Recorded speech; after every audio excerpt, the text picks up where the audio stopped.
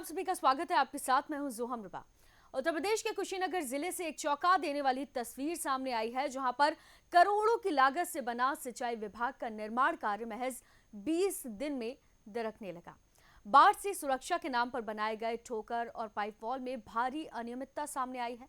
UP के बाद की टीम जब मौके पर पहुंची तो हकीकत देखकर हैरान रह गई। अब सवाल उठता है कि क्या विभागीय मिलीभगत से जनता की जिंदगी और जमीन दोनों खतरे में है। आप देखिए हमारे संवाददाता प्रदीप आनंद श्रीवास्तव की ये ग्राउंड रिपोर्ट। कुशीनगर के खड्डा तहसील स्थित भैंसहा ठोकर नंबर 4 पर बना ये ठोकर अब टूटने की कगार पर है। महज 20 दिन पहले संपन्न हुए इस निर्माण में करोड़ों रुपए खर्च किए गए, लेकिन हालात इतने खराब हैं कि निर्माण दरकने लगा है। सिंचाई विभाग के बाढ़ खंड 2 द्वारा 644.4 लाख रुपए की लागत से ये कार्य यादव एंड सन्स कंपनी को दिया गया था। जगह है ये भैंसा 4 नंबर। ये जो काम हुआ है ठीक काम हुआ है? काम गलत भइल बा। हाँ। काम गलत भइल बा, भार आ गइल बाटा। कितना नुकसान होगा आप लोगों का अगर ये पानी बढ़ता है तो? बहुत नुकसान बाटा। ज्यादा बढ़ जाए तो गाँव में चल जाई। तो जब काम हो रहा था तो उस समय आप लोग विरोध नहीं किए? नहीं, हम लोगों ने दूर हो पड़ता घर। अच्छा। जे नदी के बा उहे करता। ठीक।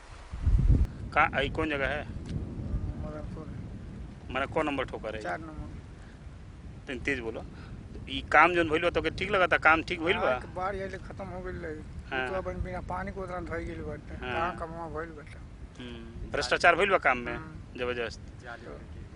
जाली उली कर बाकी गिर गेल बा? सब गिर गेल बा। तो अगर पानी अचानक बढ़ता तब का हुई, कितना नुकसान हुई? सब तो गिरिए जाई पूरा, एको नहीं रही।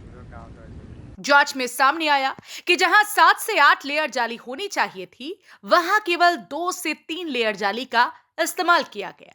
विभाग सोशल मीडिया और फाइलों में आधी अधूरी तस्वीरें दिखाकर पीठ थपथपा रहा है, लेकिन जमीनी हकीकत कुछ और ही है। स्थानीय लोगों का कहना है कि जब काम हो रहा था उन्होंने कई बार विरोध जताया, लेकिन कोई सुनवाई नहीं हुई।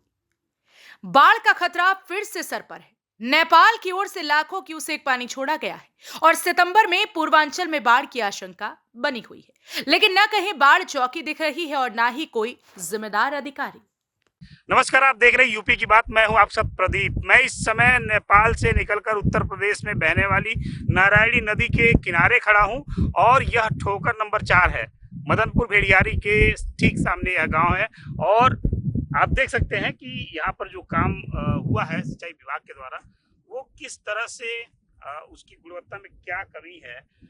एक बार मैं पीछे भी दिखाना चाहूँगा। यहाँ पर आप देखिए कि अभी बरसात जो है होनी बाकी है। नेपाल ने भी सिर्फ 1 लाख क्यूसेक पानी छोड़ा और ये दरारें जो है आनी शुरू हो गई हैं और यहाँ सर्वाधिक बड़े स्तर पे जो है बाढ़ आने की संभावना होती है। हमारे बीच में यहाँ के पूर्व जिला पंचायत सदस्य संदीप श्रीवास्तव हैं। उनसे समझने की कोशिश करते हैं कि क्या विभाग ने ईमानदारी से काम किया है, क्योंकि देखिए जनप्रतिनिधियों का जो काम होता है वो सिर्फ चुनाव लड़के जीतना नहीं होता। जो स्थानीय समस्याएं हैं उनको भी बहुत ही मुखरता के साथ पटल पर लेके आना होता है। हमारे बीच में पूर्व जिला पंचायत सदस्य संदीप श्रीवास्तव हैं।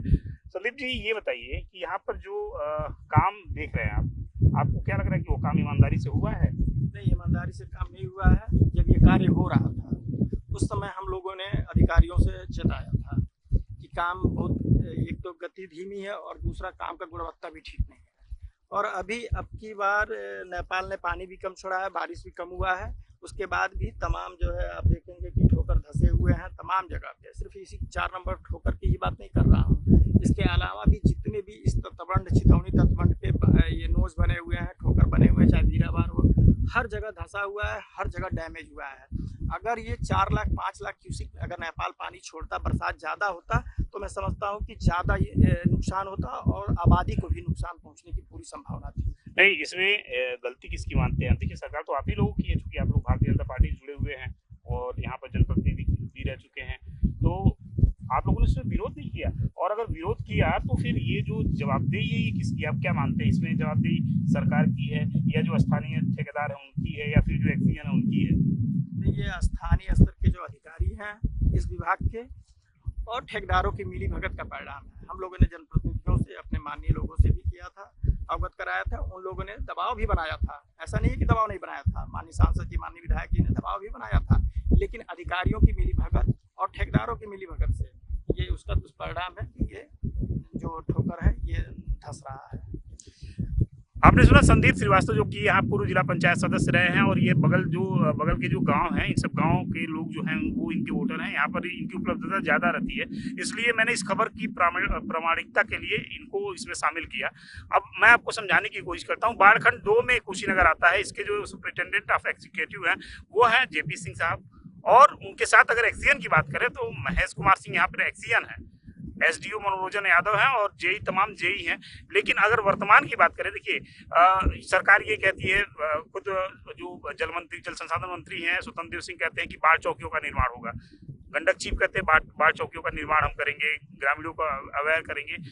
मैं आपको एक बार फिर दिखाना चाहूंगा, ये वही नारायणी नदी है जो काफी रौद्र रूप में आती है, और जब अपने रौद्र रूप में आती है तो तमाम ऐसे गांव हैं जो काल कलवित हो जाते हैं, पानी में समा जाते हैं। लेकिन ऐसी स्थिति में यहाँ पर एक बाढ़ चौकी भी नहीं है। जो कंस्ट्रक्शन का काम है, जो यहाँ पे काम जो करवाया गया था यादव सन्स का काम था, और वो मैनपुरी क्षेत्र का रहने वाला जो ठेकेदार था वो था। तो आप समझ सकते हैं कि जब स्थानीय ठेकेदारों से, मतलब परंपरागत ठेकेदारों से विरक्त होकर जब कोई काम आवंटित होगा, तो जो ठेकेदार है, जो बाहर से आए हुए ठेकेदार हों, स्थानीय स्तर पर क्या करना है क्या नहीं करना है, इस पर उनका ध्यान नहीं होगा। यहाँ के लोगों ने भी बताया कि जो जालियां 4-5 लेयर बननी चाहिए वो 2 या 3 लेयर में उसको निपटा दिया गया, बाकी सारा पेमेंट हो चुका होगा। तो ये सिंचाई विभाग की ये कहानी है और ये हकीकत है। निश्चित रूप से यहाँ पर जो सिंचाई विभाग है वो कुंभकर्ण नींद सोया हुआ, या यूं कह लीजिए भ्रष्टाचार के आकट में डूबा हुआ। अपने सहयोगी राहुल के साथ मैं प्रदीप, कुशीनगर। प्रदेश में जल संसाधन मंत्री का दावा है कि बाढ़ से निपटने की सभी तैयारियां पूरी कर ली गई हैं, लेकिन कुशीनगर की हकीकत कुछ और ही बयां कर रही है। अब सवाल उठता है कि क्या जब तक आपदा नहीं आ जाती है तब तक विभाग ऐसे ही भ्रष्टाचार पर अपनी आंखें मूंदी रहेगा। फिलहाल के लिए इस खबर में सिर्फ इतना ही। आप देखते रहिए यूपी की बात।